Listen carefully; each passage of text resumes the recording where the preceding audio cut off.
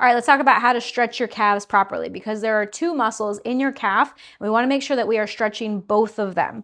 So you can do this against a wall or anything that you can hold on to. You're going to put one foot forward and one foot back, and you want to make sure that you're keeping that heel down to stretch this, okay? So basically, the first stretch, we're going to stretch the gastrocnemius. Your knee stays straight, your heel stays down, and you just lean into the wall until you feel a good stretch in your calf in the back of that lower leg, okay? You're going to stretch in and then bring it out, okay? So if you want to do a dynamic stretch, which I love to do before my runs, we're just going to move in and out in a very slow and controlled way.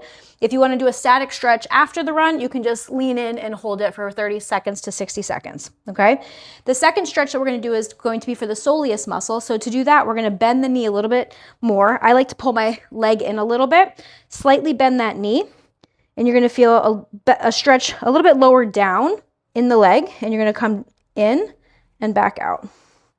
Okay, you're going to feel this probably closer to your Achilles because we're really stretching more of the soleus muscle here. The second way you can stretch your calves is by using a wedge, or you can do this with a curb as well. So you're going to put your foot on it. Other foot kind of gets goes forward a little bit. To stretch the gastroc, again, we're going to keep that knee straight, and we're just going to lean in.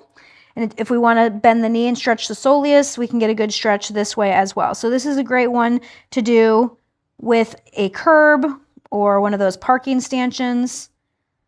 You can also use the wall if you want to and put the front of your foot up against the wall.